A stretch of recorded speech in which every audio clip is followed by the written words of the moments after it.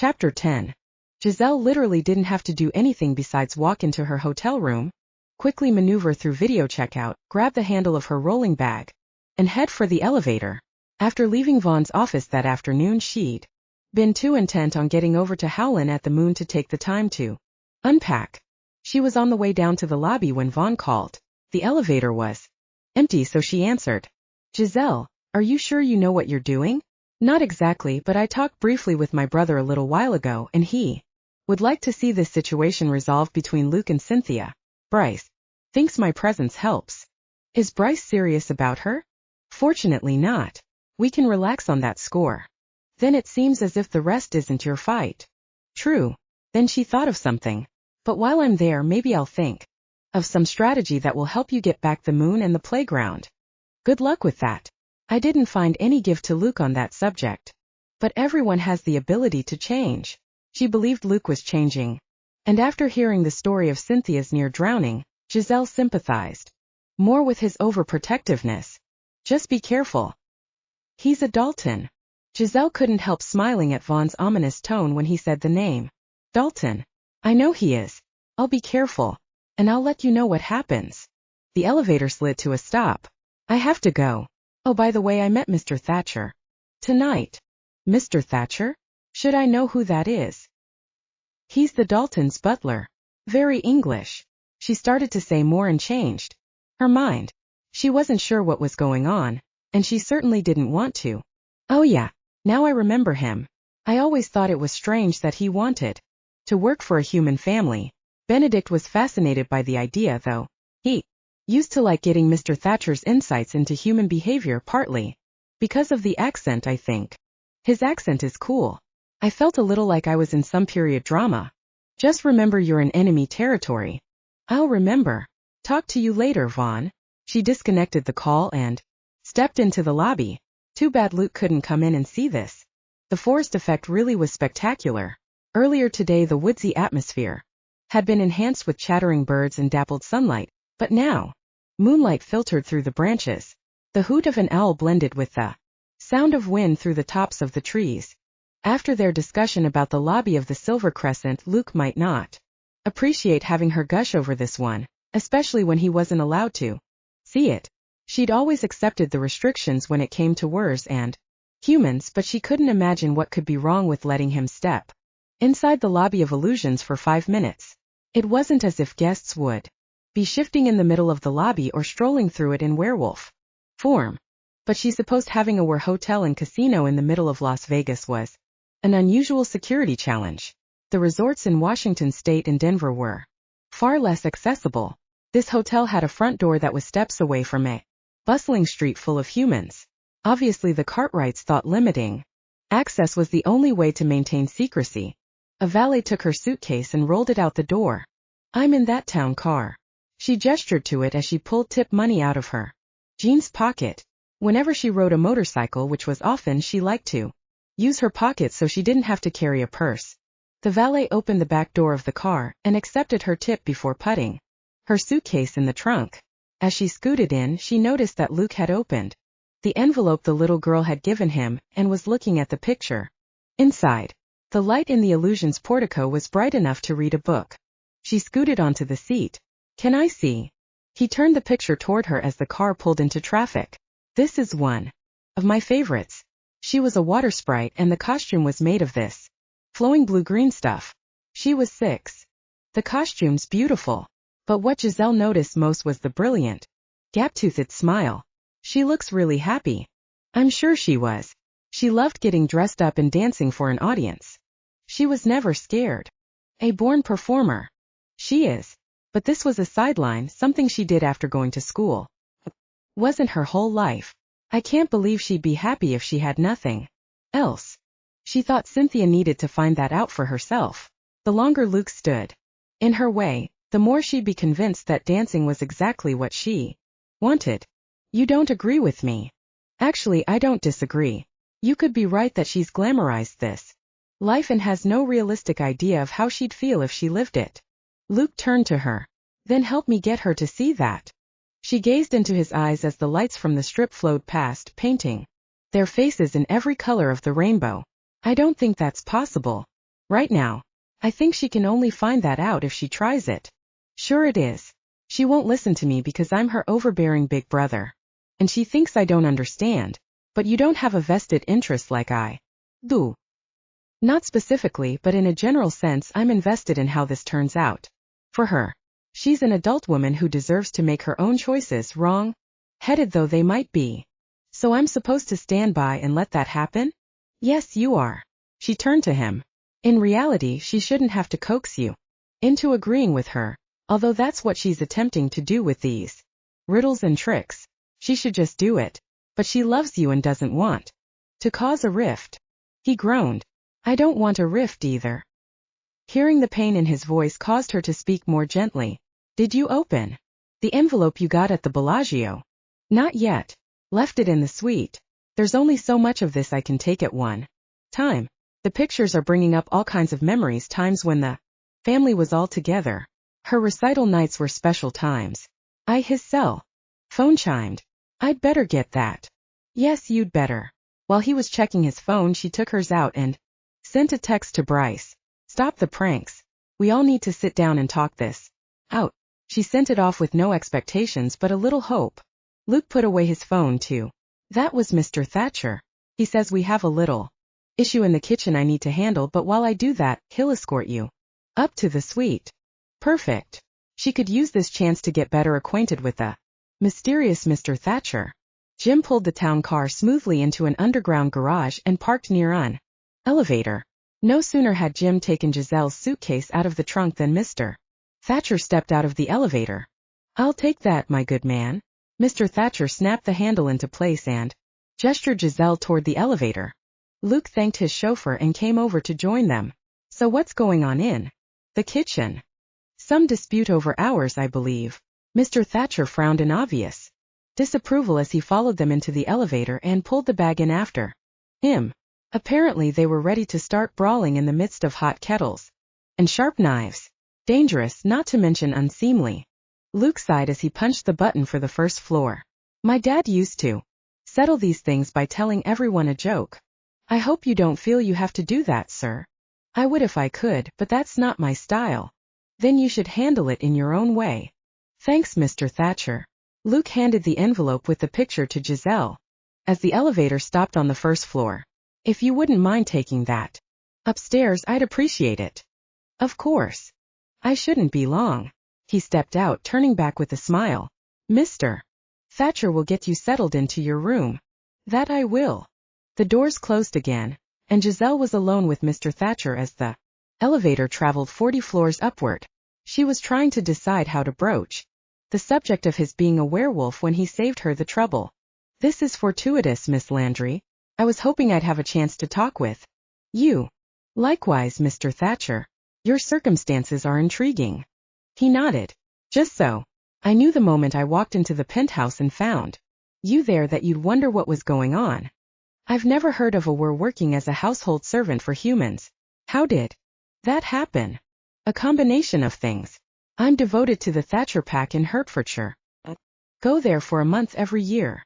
I'm sure that's a nice break for you. It is, but this is home now. I've been drawn to humans ever since I can remember. They fascinate me, and the best way to satisfy my curiosity is to work intimately with them, but I couldn't do that in England. My pack wouldn't have understood. They'd have considered it inappropriate. So you put an ocean between you and them so that you could live as you wanted. Too. Precisely. He cleared his throat. I had to begin by using my werewolf connections, and I met Harrison Cartwright when he was touring England. We talked, and he turned out to be an open-minded alpha who was willing to help set me up with a human family. At the time he was friends with the Daltons, and knew they'd suit me perfectly, which they have. But then Harrison gambled away the silver Crescent. Yes, and what a sad day that was for all of us. I worried that Mr. Cartwright would consider me disloyal for staying with the Dalton family, but by then, they were my family. I talked with him about it and he understood completely. He told me not to worry about it. The elevator reached the 40th floor and the doors opened again. Ah, here we are. Mr. Thatcher swept his arm toward the double doors of the entry. After you, madam. She preceded him out of the elevator, yet he still managed to hurry around and opened the door for her. Once they were both inside the suite, she turned back to him. So then you moved into the Silver Crescent with the Daltons, a human family in a former werewolf hotel. That must have seemed strange. Very strange at first, but I adjusted.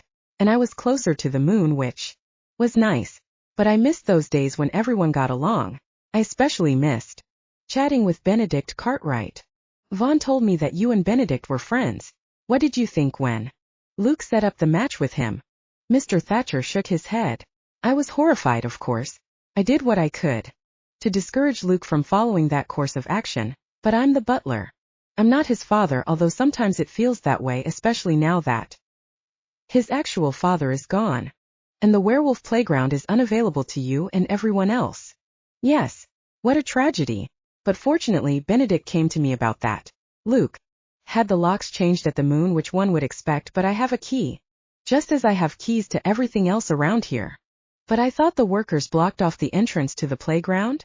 They modified it so that all anyone sees is a solid wall at the end of the hallway where there used to be a door. In actuality, it's a panel controlled by a remote device. I have the key to the establishment and Benedict has the device. He plans for us to check on the playground at various intervals. Giselle gazed at him and thought of the courage he was showing by agreeing to such an arrangement.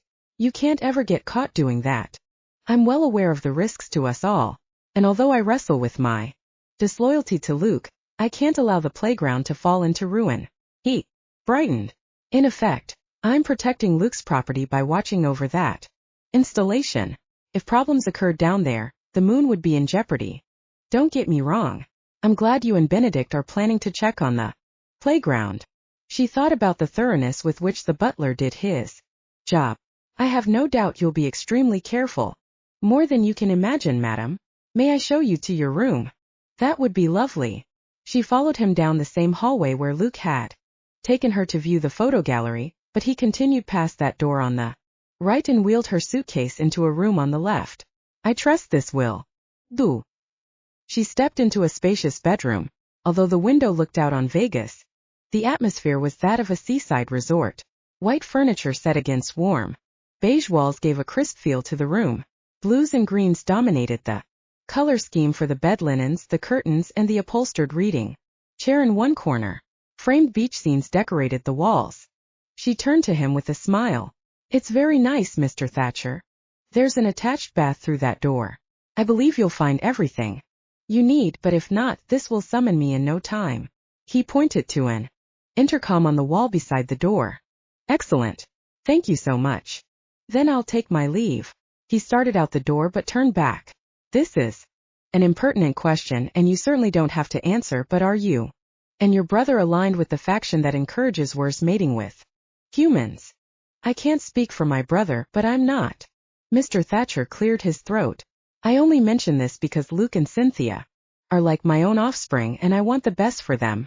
I'd always assumed they'd end up with human mates. But now Cynthia has run off with your brother. And you're here with Luke. Let me set your mind at ease, Mr. Thatcher. I have no intention of getting involved with Luke. I'm here as an intermediary between him and his sister. For my brother, I spoke with him today. He and Cynthia are good friends, but that's it. He's the one who asked me if I'd continue to advocate for Cynthia's dancing ambitions, so here I am. She spread her arms. The resident advocate. Amusement glinted in his eyes. I'm grateful to you for that. I'm most distressed when Luke and Cynthia are at odds. No one likes to see their children fight. Precisely. I can't guarantee results on that score, but you can stop worrying that either of them will end up mating with a whir. I'm not sure that worry is the correct word, he said. I've come to respect many things about humans. That's when she realized she might have jumped to conclusions about him. How do you stand on the we're human issue, Mr. Thatcher? That discussion would take far too long, madam. It's time I left you to get settled in. But we'll talk again? I'm counting on it. Friends. More than that. Allies. Thank you, Mr. Thatcher. She didn't know how this drama would play out, but having Mr. Thatcher as an ally was a bonus she hadn't expected. Chapter 11. Luke had convinced himself that he didn't mind straightening out personnel issues when he was handy. Dalton Industries had a personnel manager with regular office hours, but the staff at the Silver Crescent had become used to his dad being available for any unexpected after-hours problems. Luke had done his best to uphold that tradition. As he stood in the hotel kitchen, where tempers steamed along with the giant kettles of food, he wondered if he should follow his instincts and delegate late-night staff disagreements to someone else. Just because his father had been something of a micromanager didn't mean he had to keep that up. He'd copied Angus's style because it had seemed like the easiest way to make the transition, and maybe it was time for some things to change. His father hadn't been dealing with Cynthia in full rebellion mode. She'd been a daddy's girl who'd gone along with his wishes, and his father had been lucky enough to have a wife who'd adored him and smoothed his path whenever possible. Luke wasn't in that position. Beginning tomorrow, he'd make some alterations to the chain of command. Someone else would be called in for disputes like this instead of him. For now, though, he was it. A simple mistake had turned into World War III, with two waiters squaring off. In the kitchen, fists raised and insults flying. Luke had moved between them. Fortunately, they both decided not to hit the CEO. Luke hadn't been positive they would come to that conclusion, and he was relieved when they backed off, muttering about the unfairness of it all. He'd rather not go upstairs with a shiner. Sorting through the problem took more time than he wanted to give it, and only solidified his decision to put someone else in charge of after-hours staff issues. He'd find a person with conflict management skills because he couldn't afford to have his waiters brawling in the kitchen. They could make a hell of a mess in there. After sending both waiters home, he walked to the elevator and used his card key to access the button for the penthouse. As the wood-paneled elevator rose, so did his spirits. He took off his jacket and hooked it over his shoulder. He was grateful to Giselle for agreeing to hang out with him in the penthouse. While he waited for Cynthia's next move, he'd hate to think of the squirrel cage his mind would become without her steadying influence. Yes, she called him on his behavior sometimes, and he didn't always appreciate that, but she was helping him see Cynthia in a different light. Apparently he needed to. He found Giselle in the kitchen looking through cupboards. She turned, obviously hearing him come in. Do you suppose there's any tea here? I'm sure there is. He walked over to the drawer where his mother had kept her stash and opened it. Colorful tins of loose tea and boxes of tea bags filled the drawer. Take your pick. Awesome. Thanks. There's one of those electric kettles in a cupboard too. He opened a few cabinets and located it. My mother loves tea. Or she used to. I can't say if she still does. Well, I do, so this is great. She glanced at him. Want a cup? No thanks. I'm strictly a coffee guy. Think I'll make some. As they moved around the kitchen together, he had the oddest feeling of domesticity. Seemed perfectly natural for them to be fixing their respective beverages together, as if they'd done it hundreds of times before. How did the issue in the kitchen turn out? He almost laughed. The question sounded a lot like, how was your day? But he decided not to make a point of their cozy little setup. He kind of liked this feeling and didn't want to ruin it. It's handled for now, he said. I need to hire somebody to take care of these after-hours problems. My dad used to say he was right here, so he might as well deal with it, but he enjoyed wading into those issues. I don't blame you. While the water heated in the electric tea kettle, she contemplated the drawer full of tea choices. I like tea, but even I don't have a supply like this. My dad was always coming home with something new for her to try. He got a kick out of surprising her with some exotic new blend. After he died, she stopped drinking it. I hope she started again. I hate to think she's given up everything that reminds her of him. Maybe I'll try this. She picked up a tin of loose tea. Then she paused. Am I stirring up sad memories for you? He turned on the coffee maker and looked at her standing beside the tea drawer. His mother used to stand there debating just like that. Nope. I'm happy that someone appreciates the selection the way she used to. He snapped his fingers as he remembered what else was in the cupboard. You'll need a teapot and a tea strainer of some kind. I will, but are you sure I'm not trampling in your memory garden by doing this? If anything, you're pulling up the weeds. This stuff needs to be used. He opened a cupboard above the counter, where several teapots were lined up. Most had elaborately painted designs of flowers or landscapes. But he took down his mother's favorite, a bright yellow one that held about 2 cups worth. This might not be the prettiest of the bunch, but she loved it because of the strainer inside. He handed it to Giselle. She took it from him carefully, almost reverently. Thank you. The cupboard next to that has all kinds of mugs and teacups. Help yourself. If anyone had told him he'd be having a great time helping a woman make tea in what used to be his mother's kitchen, he would have laughed. Sharing a bottle of champagne in the bedroom was more his style. But at the moment he wouldn't change a thing. In spite of his worry about Cynthia, he felt relaxed and happy for the first time in, well, since December 25th to be exact. Did Mr. Thatcher put you in the beach room? He did. She finished measuring the tea into the pot, snapped the lid back on the tin and returned it to the drawer. It's very pretty. It used to be Cynthia's, but when she moved out, my mom redecorated. Giselle poured hot water into the pot. What did it look like before? Or do I even have to ask? Probably not. Dance-themed. She glanced at the clock on the stove, no doubt to time her tea. Yep. Posters of famous dancers, collages of programs and ticket stubs from shows she'd seen. The color scheme was dramatic. Red, black and silver. He smiled, remembering how she'd had to fight for those colors. No wonder she'd thought his white bedroom was boring. Giselle leaned against the counter. Meanwhile, what were you up to? He shrugged. The usual. I got a degree in business, came home and started helping my dad. Not very interesting. No missteps? No rebellious behavior? I wouldn't say that. I had my share of wild nights with my buddies. Made some insensitive mistakes with the women I dated. He lobbed a question in her direction to see if she'd give him a decent answer. How about you? Not very fascinating, I'm afraid. I majored in finance so I could eventually become the CFO of the family business. She smiled. I've had a few wild nights with my buddies too. And then you found Mr. Right? She blinked. What makes you say that? Maybe I was imagining it, but a few times I thought you looked at me as if you might be sort of interested. Then you seemed to catch yourself as if you couldn't go there. I assumed there's someone back home. Oh. She met his gaze, but she didn't confirm or deny. He couldn't push for the information either. She'd agreed to this arrangement, with the understanding there would be none of that. Never mind, he said. Shouldn't have brought it up. No, you shouldn't have. I'm sorry. He let out a breath.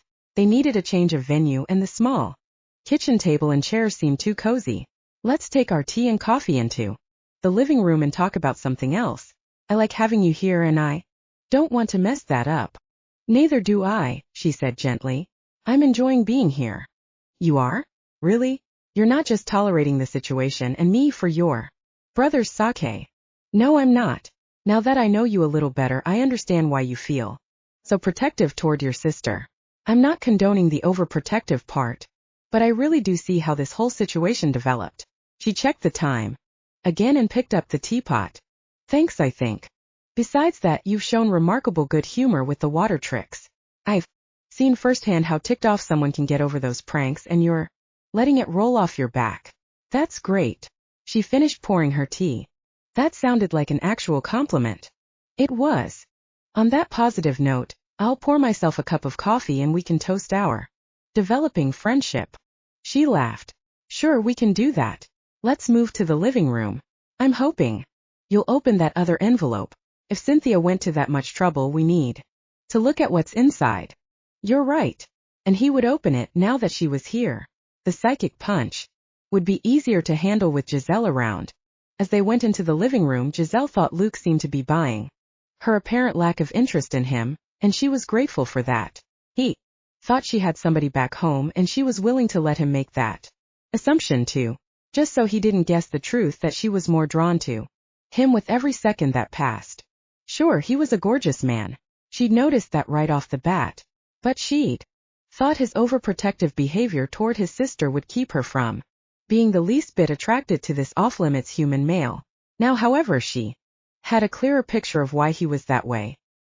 He hadn't said that his parents had been so absorbed in each other that they hadn't always known what their kids were up to, yet she had the strong feeling that might have been the case, even if it hadn't been a psychic connection with his sister made him super conscious of when she might be in danger.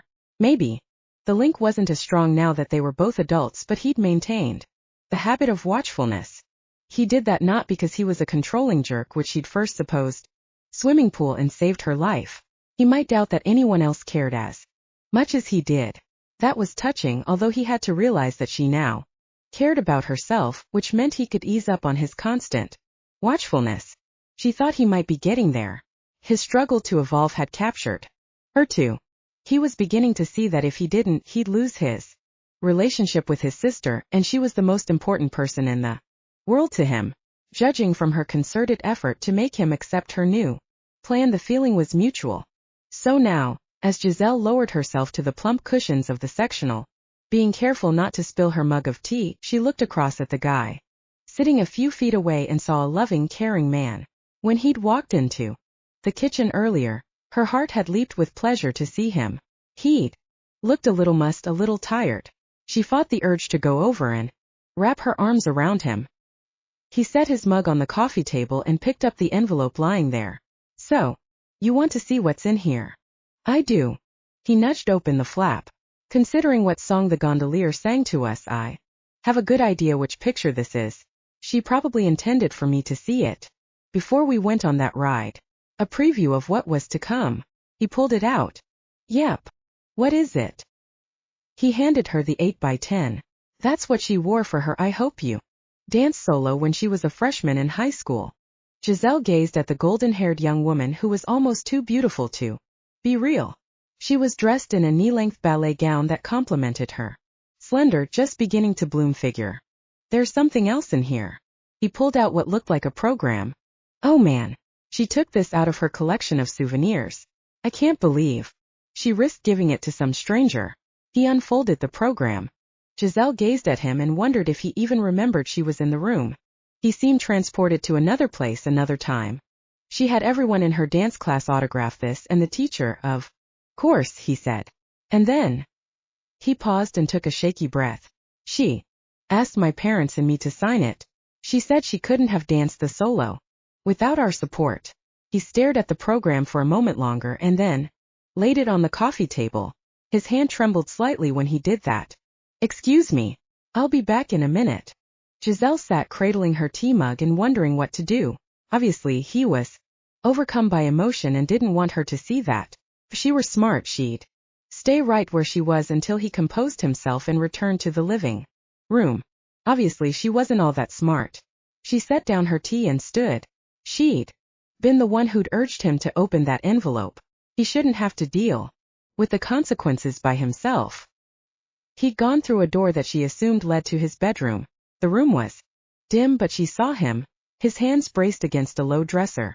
Although he made no sound, his shoulders quivered. Walking over to him, she placed her hand on his back. He jerked as if she'd laid a hot iron there. His choked response was definite. No. Luke. Go. I want to help. He turned, and the glow from the lights of Vegas revealed the tears glistening on his cheeks. They told me I needed to cry, he said in a thick voice. I couldn't. Until now. Then go ahead. She held out her arms. Go ahead and cry. With a groan, he gathered her close. His big body shook and he held her so tight that she had trouble breathing. But that was okay. Crooning words of comfort, she stroked his silky hair. No one should be alone when they mourned the loss of all they'd held dear.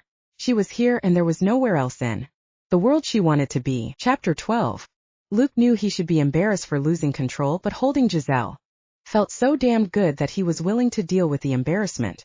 And as his grief eased, he felt cleansed, as if he'd stepped out of a clear mountain waterfall into a bright ray of sunshine. What a gift she'd given him. He relaxed against her, loving her combination of strength and softness. Thank you. You're welcome. She continued to comb her fingers through his hair. I think you needed that. Guess so. He drew in a breath. I'm okay now. You're sure? She eased back to gaze up at him. The light wasn't great, but he could see the shine of her glorious eyes and the outline of her lush mouth. Yeah. He should release her and step back. But he kept looking at her mouth. Then the most amazing thing happened. She braced her hands on his shoulders, stood on tiptoe, and pressed that velvet mouth against his. For a moment he stood there in shock, unable to register that she had kissed him. What's more, she wasn't being very quick about it either. She stayed right there and increased the pressure. What he'd thought would be a fast, over before it started brush of lips was turning into something quite different. The tip of her tongue slid over his mouth. His pulse went crazy. Still, he didn't believe it. He lifted his mouth a fraction away from hers. Giselle, don't say anything. Just kiss me back. What about Mr. Wright? He doesn't exist. That was all he needed to know. He settled his mouth over hers. He'd suspected that he'd like kissing her. He hadn't known that he'd love it. He could devote hours to kissing Giselle. Her lips fit against his with the kind of perfection he'd only dreamed of. He shifted his angle to see if it would lessen the pleasure. Nope, perfect. That way too. And this way, and oh God, when she began to heat up and their tongues were involved, he lost all sense of time and place. Kissing was supposed to be a prelude to more intimate activities, wasn't it? Yet he couldn't imagine what could be more intimate than this, breath linked with breath, mouth seeking and finding, soft moans so alike that he was no longer sure which of them had created the sound. He was so absorbed by the wonder of her kiss that he didn't realize she'd unbuttoned his shirt until her palms flattened against his bare chest. Ah, that felt good. She stroked him and toyed with his nipples as she continued to devastate him with her hot mouth. Pressure built in his groin, and her breathing grew as erratic as his. Things became a little crazy after that. She seemed as eager as he was to get rid of their clothes. He couldn't remember ever finding himself naked and rolling around on top of his bed that fast, but there they were, and she seemed to want him as desperately as he wanted her. But he wasn't so far gone that he forgot about condoms. Leaning over her, he reached for the handle on the bedside table drawer. You don't need those. Yes, I do. You don't. I can't get pregnant, and there's zero chance of disease. Bracing himself on his forearm, he gazed down at her. That's the kind of speech an irresponsible guy makes because he doesn't want to use a condom. Use one if it makes you feel better, but I'm telling you, you don't need it. He quickly calculated why she'd say that. If she couldn't have children, that was the obvious answer to the pregnancy issue. And if she claimed to be healthy, he was inclined to believe her. Who was he to argue when he had a warm, moist, and exceedingly willing woman in his bed? And he intended to enjoy every second of this experience. Thank you for being here, he murmured as he lowered his mouth to hers. Her soft moan of pleasure and the arch of her body against his filled him with wonder. She felt so damned right in his arms. He knew exactly what to do, how to touch her, how to stroke her. When he pressed his mouth to her soft skin, she gasped out his name. He loved hearing her say it, loved having her acknowledge who was caressing her and making her pant and beg for more. Please, Luke. Please. Yes. God, yes. With a groan of ecstasy, he sank deep and thanked whatever twist of fate had brought him Giselle Landry in his hour of need. She rose to meet him and gave him as good as she got. This wasn't going to be long and languorous. She urged him to be wild, and he didn't need much urging. He'd been sweeping emotions under the rug for months, and now they came pouring out. They rocked that king-sized bed. As they did, he took a moment to celebrate the wonders of making love to a woman without wearing a condom. Being a responsible man in an enlightened age, he'd never done that before. And he'd had no idea. No idea. They were so in tune with each other that they even came at the same time. He tried to orchestrate that with other women and had failed to do so. But with Giselle it happened naturally, as if that was the way things were meant to be. They lay in the semi-darkness holding each other, and he wondered if that would be it. This might have been a gimme on her part because she'd felt sorry for him. If so, he'd take it and be glad. She'd started them in this new direction, and he'd take his cues from her. She rubbed his back and arched against him. That was terrific. Yes, and you deserve the credit. I would never have. I know. I was dead set against this, but you're worth it, Luke. That comment sounded slightly ominous, but he chuckled as if she'd cracked a joke. I hope you're not about to get in trouble. Will someone come after us? No. It's a personal thing. Don't worry about it. As mellow as I feel right now, I'm not sure I could worry about anything. Well, she'd done it, and the world had not come to an end. Giselle had expected to feel guilty afterward, but like Luke, she was too mellow to work up a decent case of guilt. If she wanted to drum up excuses for herself, she Could always blame Luke's obvious grief. But that wouldn't be fair. She'd been edging toward this ever since she'd met him. Something about him. His quick grin, his blue eyes, his devotion to his sister, his willingness to take a joke, had told her that Luke Dalton was her Waterloo. That was funny, in view of the water-related pranks going on. Bryce would get a kick out of that if she ever told him, which she wouldn't. She'd done this thing, had sex with a human male, but that didn't mean she'd take any more steps down that dangerous path. Well, she needed to modify that statement. Luke would be her one and only adventure in human sexuality, but as long as she'd gone this far, she couldn't see wasting the chance to explore the issue for as long as they had time to do that. Maybe she could consider it research. How could she counsel female wers to avoid sex with humans if she had no knowledge of the temptations involved? With those thoughts in mind, she lifted her head and murmured in Luke's ear, "Can we do that again?" He lifted his head and gazed down at her. "Oh, thank God. Thought maybe you felt sorry for me, and you'd think one time was enough to express your sympathy." She started to laugh and couldn't seem to stop. "Sorry." She tried to catch her breath. "But that's hysterical. FYI, that's not normally how I express my sympathy for someone's loss. Ordinarily I send a card." He snorted. Then he laughed. Before long they had to break apart because they were both laughing so hard they needed extra room to roll around. Finally, gasping, they lay on their backs on his bed. "The answer to your question," he said, "is yes, we most definitely can do this again. But I'm warning you, once we turn on the lights you'll see that this is a very white bedroom." "So?" "No, I mean everything is white. The walls, the curtains, the sheets, the comforter, everything." "Why?" "Because it was the easiest way to match everything." "Oh." She was silent for a minute. "You have a ton of money, right?" "I suppose. So why didn't you hire an interior decorator to fix up your bedroom so it wasn't all white?" He sighed. "You're not the first person to ask me that, but you're the first person I'll answer honestly." "Oh good. I love secrets." Was that sarcasm? "No. I do really like them. Please tell me, Luke." "I promise I won't laugh." "Oh, that's reassuring. You're expecting you might want to laugh, aren't you?" "Sort of." "All right. I didn't hire an interior decorator because this is my bedroom, the most intimate place in the house, and I figured that the person who chose the color scheme should be me. A decorator would let you choose." "Yeah, but they'd be putting in their 2 cents worth.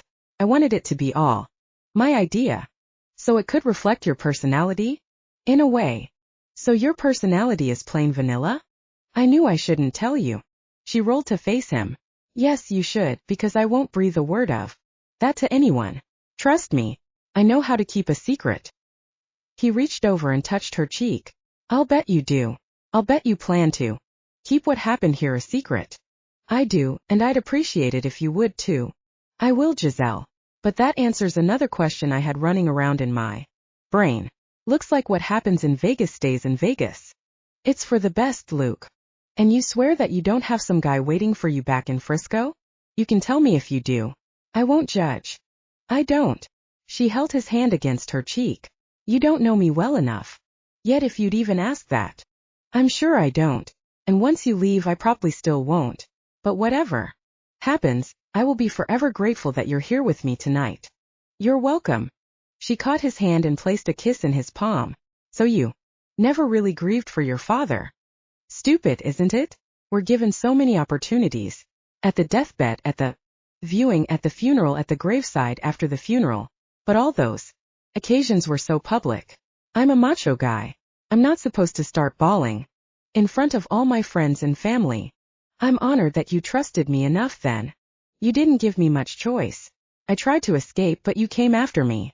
I'm so glad you did. So I could deliver my sympathy card." "Exactly." He tried to remember if he'd ever lain in the dark talking to a woman this way. He couldn't remember a single instance. He'd heard people rave on about soulmates and had never believed in the idea. But he'd never met someone like Giselle either, a woman he'd felt at home with from the beginning despite some of the prickly comments she'd made to him. She was so easy to get along. With that, he was considering turning on the light and letting her see his white bedroom, even though she'd already made fun of it. But lying in the dark and talking was fun too. They had their own private world right now where no one besides them knew that a special connection had taken place. He gave her hand a squeeze. Tell me what you were like as a little girl. Bossy. I can believe that. She kicked him, but her bare feet tickled more than hurt. Tell me more.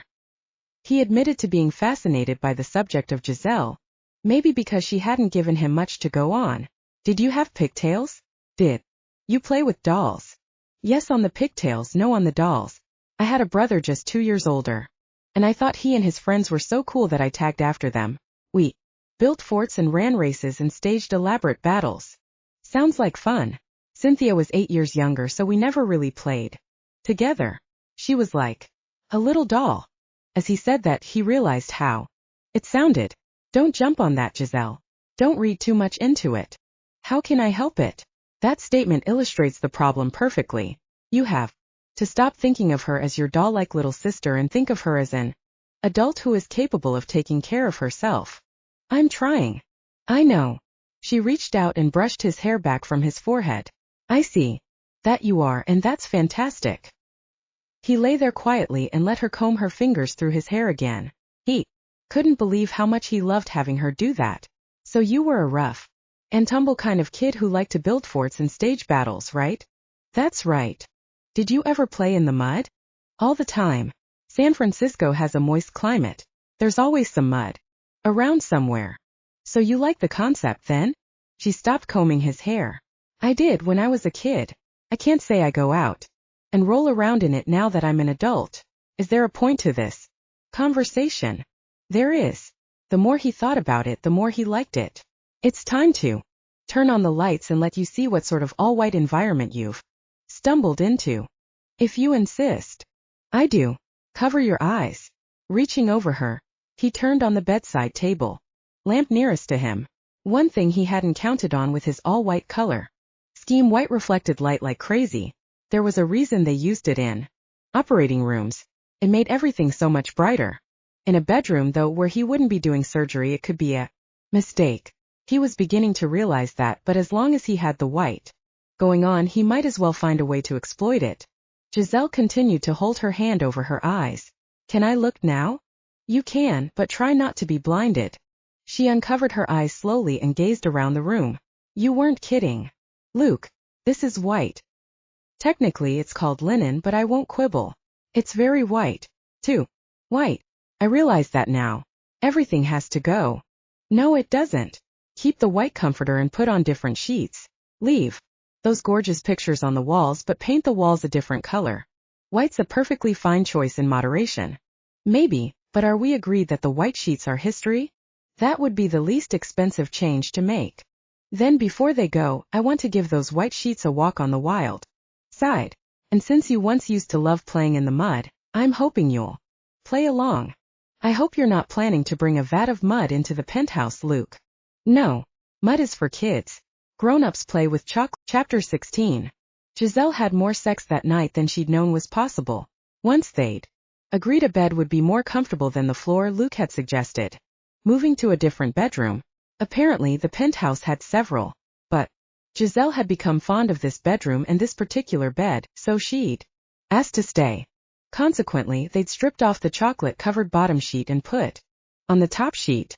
Only one pillowcase was smeared, which left 3 others for them to use. When they'd added the comforter dry side down, they'd been in business. Eventually exhaustion had claimed them in the early morning hours, and they'd slept. Giselle woke up first, as pale light filtered in from the window. She was disoriented until she glanced over and saw Luke sleeping peacefully beside her. He was quite an Adonis, this human male she'd chosen as her one and only or sexual partner. His dark blonde hair was tousled from wild sex and deep sleep. He had a tiny spot of blood on his jaw where he'd nicked himself, shaving in the middle of the night. She tried to talk him out of that scheme, but he'd insisted that good oral sex required a clean shave, and he wasn't foregoing it because he was too lazy to get out his razor.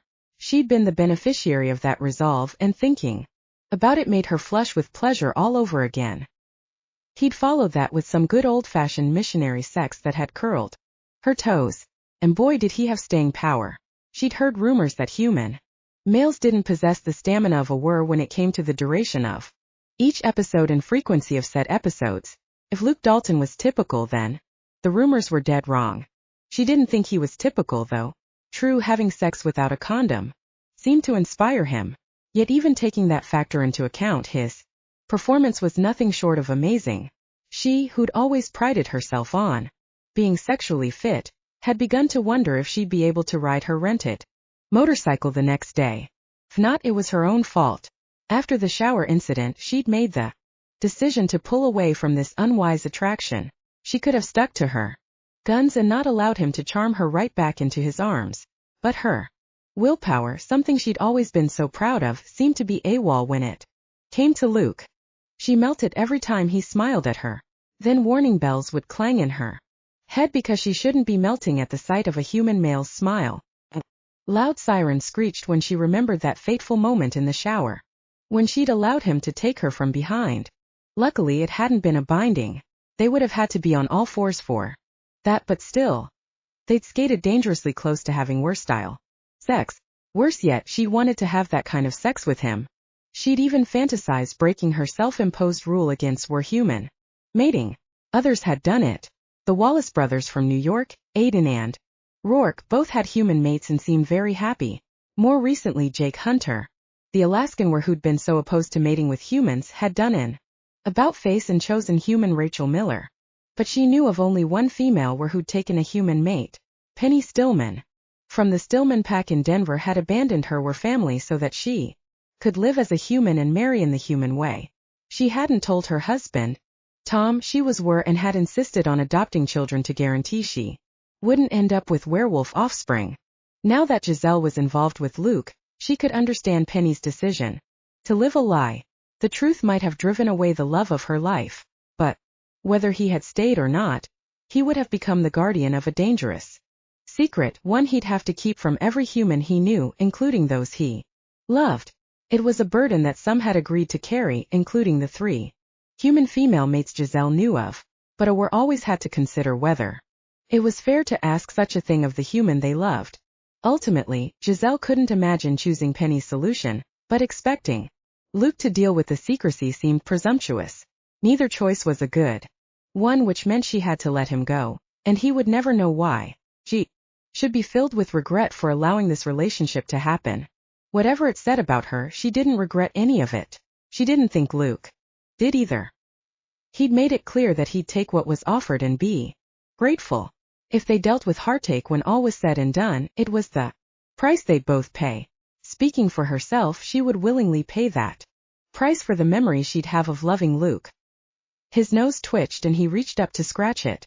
Then slowly those dark lashes, surprising for his fair coloring, lifted, revealing his blue-eyed gaze. He ran a tongue over his lips. Did you hear the one about the fireman and the pole dancer? She chuckled. If that's an invitation for another round of mattress bingo, I should probably pass. I need to be able to function today and I'm not sure I can walk. Really? He pushed himself to a sitting position. Did I hurt you? I didn't meant to. It's okay, you sweet man. I could have stopped you at any time, but I was having too much fun. His frown turned to a grin. So it's a good kind of sore? Every little twinge today will remind me of you. Good.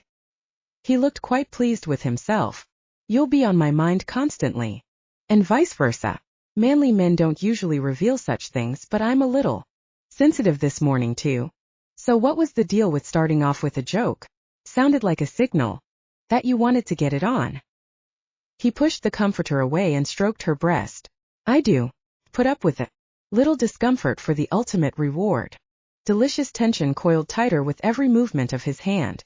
Keep that up and I'll agree with you. Nope. If you're sore, then we need to back off for a little while. Leaning down, he kissed the swell of her breast before hopping nimbly out of bed. I'll go get your suitcase out of the guest room and then I'll start a bath for you. He grabbed his phone from the top of the low dresser. Mr. Thatcher can bring up Epsom salts. His thumbs typed in a message. You can soak your tender parts while we wait for breakfast. Epsom salts and a bath. She felt cherished in a way that she hadn't felt with her were lovers. Then she realized why. Werewolves healed their injuries by shifting. If she shifted into wolf form and back again, her soreness would disappear. Her lovers had known this. They hadn't needed to worry about any issues. From love bites to overworked muscles, she could take care of herself. But Luke was a considerate human male who wanted to coddle her. She was touched by his impulse to do that. But it wasn't love notes and flowers, she reminded herself.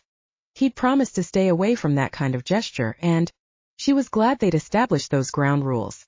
After he'd wheeled her suitcase into the bedroom, he walked into the bathroom. Soon she heard water thundering into the large jacuzzi tub. His caring gesture settled over her like a warm blanket, and she admitted that there were many ways to show affection besides love notes and flowers. Ordering up Epsom salts and running a warm bath were two of them. With a sigh, she climbed out of bed. They were falling for each other, but maybe if they never acknowledged it, they could pretend it wasn't happening. The final separation would still hurt like hell, but at least they would have saved face. Walking over to her suitcase, she unzipped it and rummaged around until she came up with a bag of elastic hairbands. She drew her tangled hair into a high ponytail and fastened it with a bright green one. About that time she heard the front door open. Mr. Thatcher must be here with her Epsom salts. She put on the short terrycloth robe she'd packed and belted it securely around her waist. When she walked into the bathroom, Luke glanced at her with tenderness. In that ponytail, you look about 15. Good thing I'm not, huh? A very good thing. What's with the robe? Turning shy on me? No. Mr. Thatcher just came in the front door. He did. Luke grabbed a towel and knotted it around his hips. I didn't hear him. The running water probably drowned it out. And anyway, you have that extra keen hearing. He said it as if he'd accept it. The fact in the same way he accepted that she had red hair and green eyes. That was good, she decided. Now she could admit to hearing things that might prove useful to them without causing him to be suspicious. He didn't have to know how much better her hearing was than his. He glanced over at the tub. It takes a while to fill, but it's worth the wait. Don't get in yet. I'll go get the Epsom salts. We might as well give him our order for breakfast before he heads back down. What would you like? Anything is fine. Come on, Giselle. Test the system. Eggs Benedict? French toast stuffed with cream cheese and blueberries? You name it and the chef will fix it. No love notes or flowers, but anything she wanted for breakfast, no matter how exotic. Yep, he was falling for her. And when he gazed at her with that expectant expression on his handsome face, she couldn't stop herself from falling for him either. She thought of her favorite breakfast in the world. A strawberry waffle with fresh strawberries and whipped cream, please. You've got it. Anything else? Coffee and orange juice. I'll order that. And I'll be right back with your Epsom salts. He started out of the bathroom. Luke. He turned back. What? Do you think Mr. Thatcher will know why you wanted Epsom salts? Maybe. He smiled. But I'll tell him you turned your ankle getting out of the gondola at the Venetian. Thanks. She assumed Mr. Thatcher would figure out pretty soon that the relationship was no longer platonic, but she'd rather not advertise that. They'd had enough sex for her to need a warm soak in Epsom salts. With luck, a maid would change the sheets and Mr. Thatcher wouldn't be privy to the chocolate smear fest that had taken place. She remembered the conversation about were-human pairing and wondered if Mr. Thatcher would start worrying about Luke now. She'd thought of him as a ally, but he was also devoted to Luke and Cynthia. He wouldn't like knowing that she was going to make someone he loved suffer. Luke came back in with the bag of Epsom salts. He says to rest your ankle today. He asked if you needed an ACE bandage and I said you didn't. I think he was prepared to disagree with me. Maybe I should have sprained my wrist instead. We'll figure it out. Look at that. He even opened the seal on the bag for me. Now that's service. Luke sprinkled a generous amount of the granules into the water. He's very thorough. He's an amazing guy. Luke set the bag on the bathroom counter and turned off the water. I don't know what I'd do without Mr. Thatcher. He's been like a spare parent. Now that my dad's gone and my mom's in France, I depend on him even more. I'm glad he's here for you. Me too. He's as loyal as the day is long. Completely trustworthy. Well, the bath is ready. Want a hand in? She took off her robe. I think I can manage. That's probably a good thing. He backed away from her. Because watching you Move around while you're naked is getting me hot. You realize there are jets in the tub, right? There usually are in a tub like this. Want them turned on? She smiled. No thanks. I want a nice peaceful soak. No jets involved. He let out a shaky breath.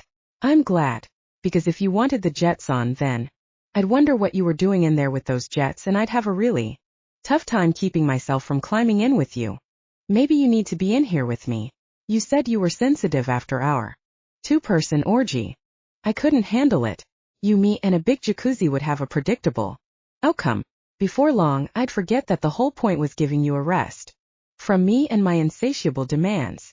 She laughed as she stepped into the warm, soothing water. Don't beat yourself up about that, Luke. Like I said, I was a willing partner in all of it. I know, but listen, would you mind sitting down in the tub and sliding under the water so I can't see anything but your head? Glancing back at him, she noticed the towel he'd wrapped around his hips now jutted out at right angles to his body. I see the problem. She lowered herself into the tub and scooted down until her chin touched the water. How's that better? But you know what? I'm going to check the messages on my phone. That should shut down my libido. I probably have about 10 riddles piled up from my little sister.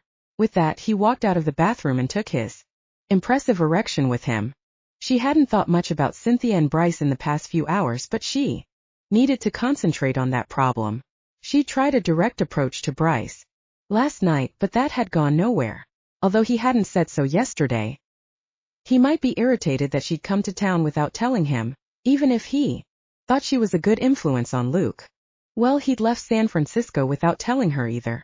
She deserved some kind of explanation for his behavior. He had to know it impacted her.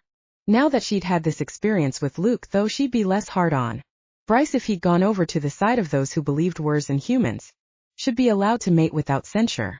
His comment yesterday that he wished he had been attracted to Cynthia might mean he was, in fact, open to such relationships and wouldn't judge her too harshly.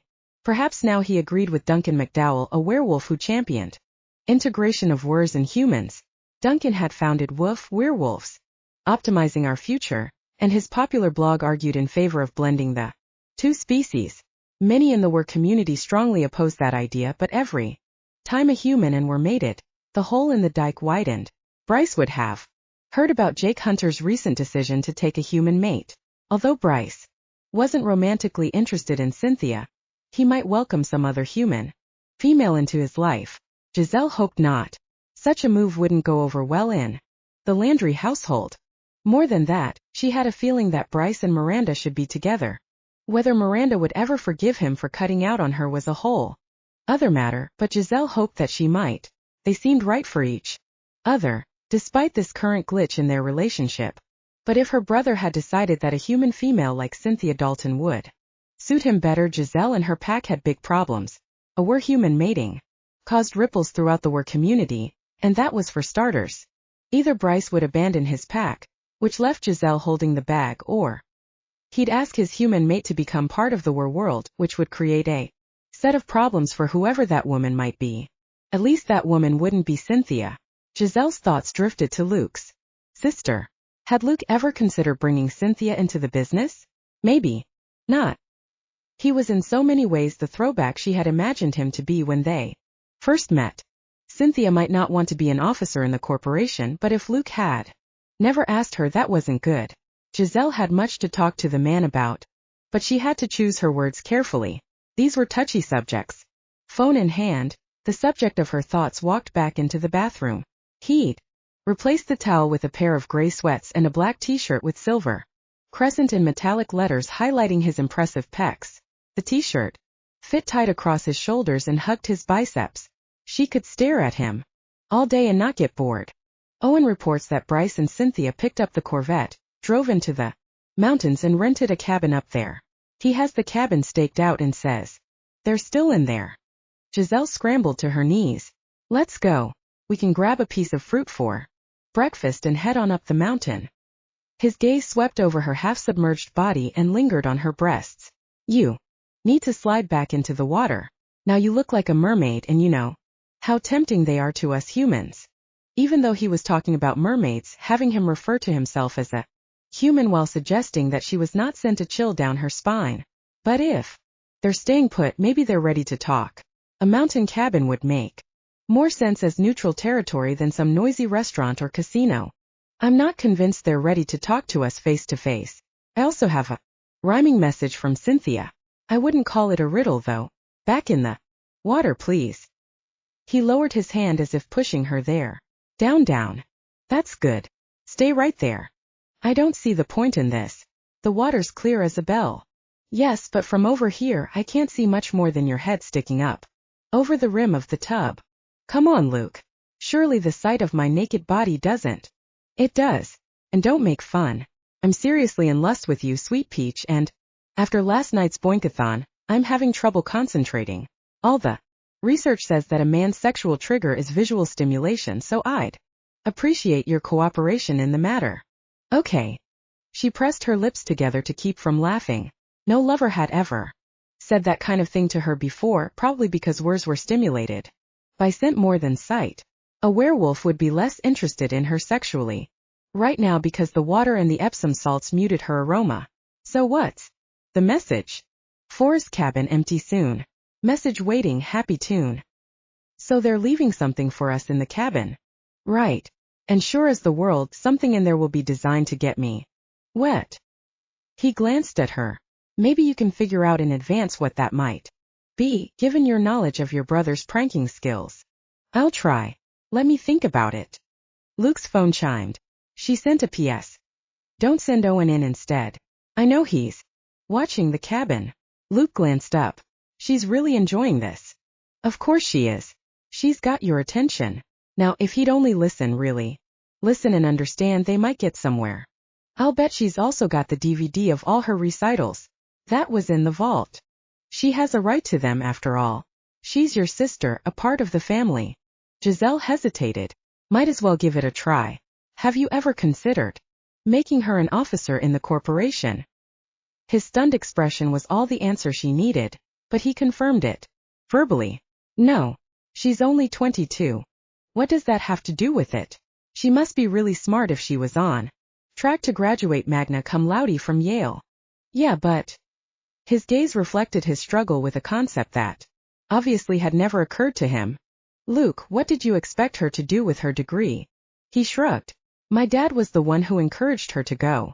I don't know whether he had something in mind. Sounds as if the whole idea of college for her was based on some vague concept. If she is goal-oriented, there's nothing vague about becoming a showgirl. It's tangible, and she has a role model, her mother.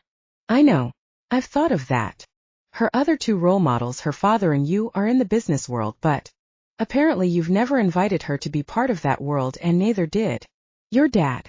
You were expected to take over because you're the son. She's the daughter who's expected to do something brilliant somewhere else. What's the appeal?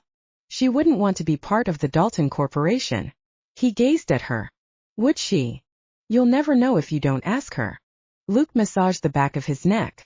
I have to think about this. I'm sure you do. She heard the penthouse front door open. Our breakfast is here. He blinked. Your hearing is scary good. He paused to listen. Okay, now I hear him moving around in there, clinking dishes and stuff. But you heard him come in the door, didn't you? Yeah, it's genetic.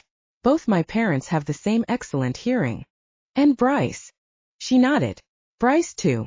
That seems like an unusual genetic trait. I'll bet medical science would be interested in it. I suppose. Not to mention her canine DNA. But she'd never set foot in a traditional doctor's office. Her pack supported a clinic staffed by physicians trained at a top-secret medical school. But you probably wouldn't want to go through a bunch of tests and stuff, he added. You're right. I wouldn't. Don't blame you. Nothing worse than being treated like some lab rat. Well, let me go see how breakfast is coming along and make sure that your waffle is fixed the way you ordered it. Once I'm gone, feel free to climb out of the tub. I will. She smiled at him. And put on something really ugly, okay? I'll do my best. Bet it won't help. You're just too damned beautiful for your own good. With a chuckle, he left the bathroom. She was really starting to like this guy a lot, and that made keeping such a big secret from him even tougher. She pictured the scene if she told him. At first he wouldn't believe her. She'd have to shift to prove it. And he might be absolutely horrified. She shuddered. Good thing that was never going to Chapter 17. Luke found Mr. Thatcher putting the final touches to the breakfast table. He placed a small bouquet of roses in the center and stood back to admire the effect. Very nice, Mr. Thatcher. Giselle will love those. I dare say she will. She seems to appreciate small kindnesses. She didn't stay in the guest room last night. I don't want you to be surprised when she comes out of my bedroom. Only a slight flicker in Mr. Thatcher's eyes registered his response to that. His demeanor remained calm. That's between you and the lady, sir. True. The butler cleared his throat. But I would like to say one thing if I may be permitted to do so. Sure. Go ahead. I would caution you not to get attached. I doubt that she'll be around very long. Luke remembered that the butler and Giselle had talked the night before while Luke had been embroiled in the scheduling conflict down in the kitchen. Did she say anything specific about that to you? Not exactly. Call it intuition, but I don't see her as a long-term solution to your loneliness. Luke caught his breath. Mr. Thatcher was always so proper and formal. He rarely made such a personal comment. Who said I was lonely? Pardon me, sir. His naturally ruddy cheeks turned a shade darker. I forgot myself for a moment. No offense taken, but I am curious. Why would you assume that I'm lonely? The word resonated within him, and it sounded far more valid than he'd like to admit. Well, I've been thinking about loneliness recently. I may have erroneously thought I recognized behaviors in you that are similar to mine. My mistake. I do apologize. You're lonely. Luke had never considered that possibility. I believe so, sir. Things have changed as they always do, of course. I'm not caring for a young family any longer.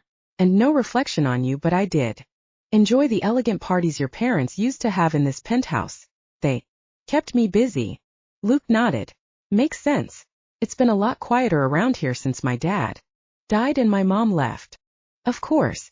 And you haven't been in a celebratory mood, which is perfectly understandable. Listen, Mr. Thatcher, if you want to take time off and visit your family in Hertfordshire, I can manage without you for a couple of weeks. I know you usually go in July and you can still do that, but maybe you need a visit now. And in the meantime, Luke could figure out ways to liven up the place. Weekly poker nights in the penthouse, maybe. What the butler really needed was for Luke to find a wife and produce some kids. If Luke had a wife, she might want to invite friends over for dinner. Mr. Thatcher would have a busy life again. But Luke couldn't just snap his fingers and make that happen. I appreciate the offer, sir. I may take you up on it, but not at the moment. Why not?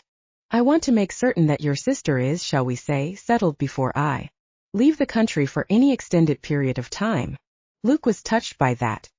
He'd always thought of Mr. Thatcher as a second father to him and Cynthia, but he'd never known for certain that the feelings went both ways, and whether they were like a son and daughter to the butler. He was not a demonstrative man, but if he couldn't leave until Cynthia was settled, as he'd put it, then he obviously cared for both of them in a fatherly sort of way. Thank you, Mr. Thatcher, Luke said. I'll take all the moral support I can get right now. He glanced at the table, where the plates were covered with silver domes as usual. Mind if I check out Giselle's waffle? Be my guest. The butler stepped forward and lifted the lid on the prettiest waffle concoction Luke had ever seen. An arrangement of blueberries, raspberries and mint leaves ringed the waffle, which was mounded with whipped cream and topped with dark red strawberries. In the center of the arrangement sat a giant strawberry carved in the shape of a rose. Oh, how pretty! Giselle exclaimed as she walked into the room. She exchanged a glance with Mr. Thatcher, one Luke couldn't interpret. Then she clapped her hands together. Let me get my phone and take a picture. That's a work of art. She ran back to the bedroom. Mr. Thatcher gazed after her, a bemused smile on his face. She does appreciate small kindnesses, Luke said. Give my thanks to Stefan. Of course. Mr. Thatcher removed the dome from Luke's meal, which looked about as nice as an omelet could, but it was obvious the chef had enjoyed decorating the waffle a lot more. And the butler had loved bringing up the cart loaded with this special breakfast for two. He would have been even happier, Luke now realized, if he'd been serving brunch for 10. Something had to be done about that, although Luke wasn't good at planning parties. He immediately thought of Cynthia as the logical one to do that and realized that was sexist of him. She was a woman, so he assumed she could plan parties, but he'd never thought to ask if she wanted to be a corporate officer.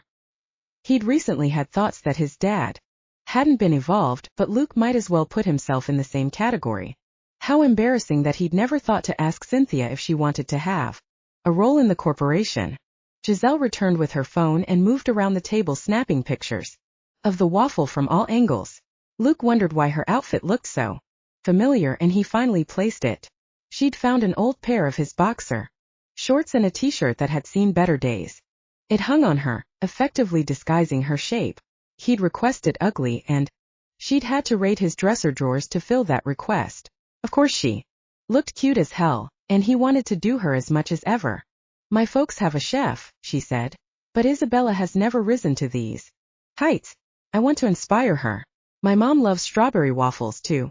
She should have one like this for her next birthday breakfast.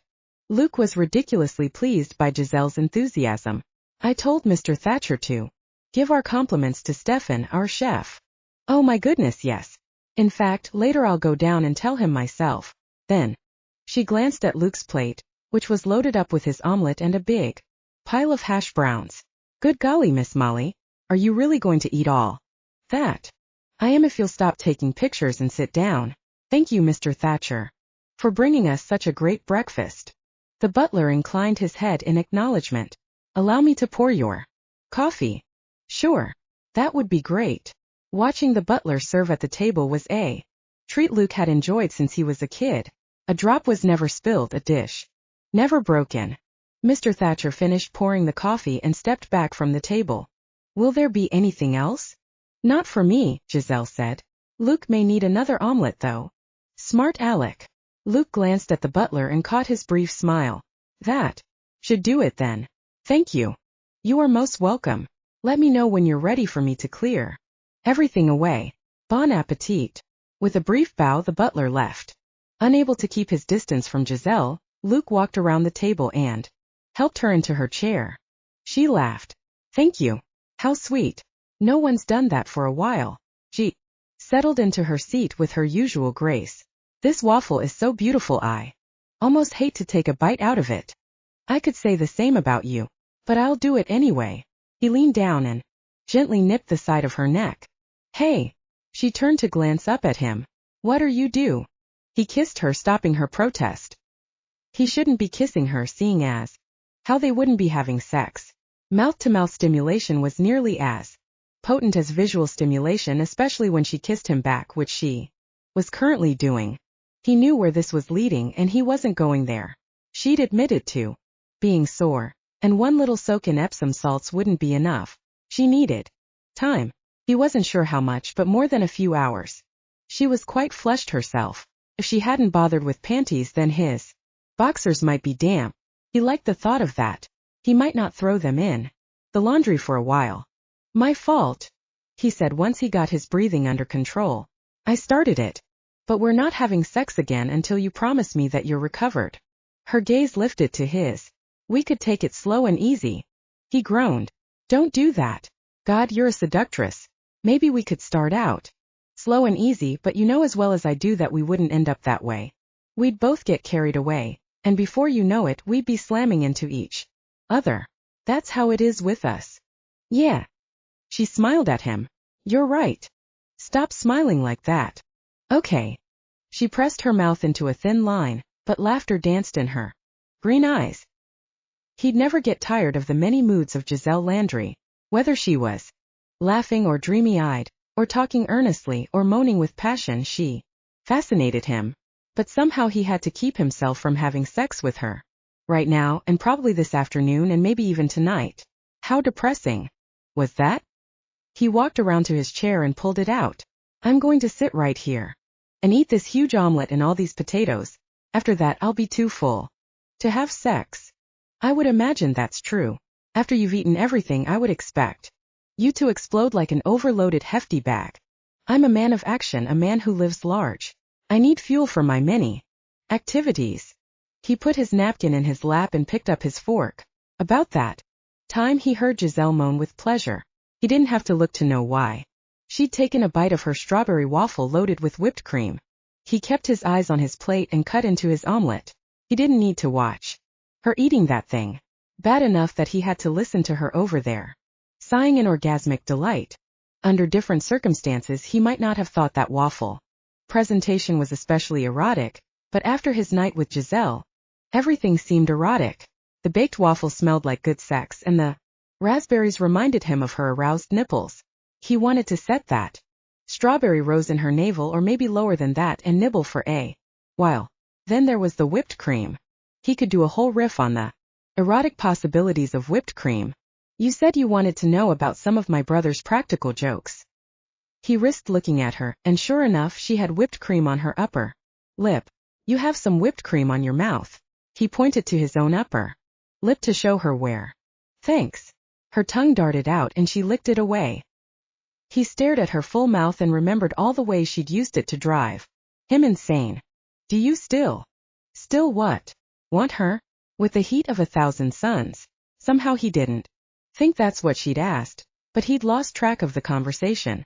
Want me to tell you about my brother's tricks? Oh, yeah, sure. That's a good idea. He'll probably booby-trap the cabin. Somehow. He dug into his omelet again. Something to do with water. Once he set up an elaborate scheme with a bouquet of flowers and a censer that would cause water to shoot out of the vase if someone leaned down to smell them. But that's not targeted to a specific person, so I don't think he'd bother to set that up in the cabin. He's not going to repeat his bucket over the front door, so I honestly don't know what to expect. He was never really into explosives. Luke stared at her. What do you mean by never really into? Did he ever blow anything up?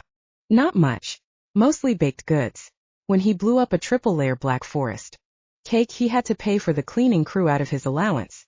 I think that ended the explosion phase. After that, it was mostly water pranks.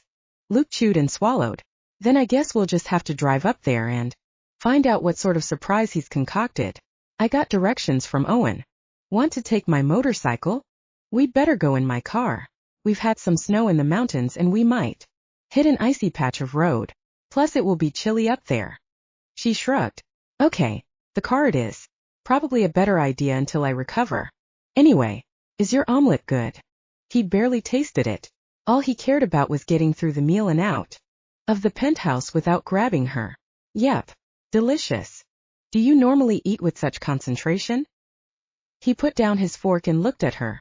No, but normally I'm not fighting the urge to have my dining companion stretched out under me in the middle of the table. Her breath caught. Do you have any idea how exciting it is to hear something like that? Do you have any idea how close I am to becoming an inconsiderate jerk who takes you regardless of whether I'll hurt you in the process? Her lips parted and her cheeks grew pink. I wouldn't care. I would. Shoving back his chair, he tossed his napkin on the table.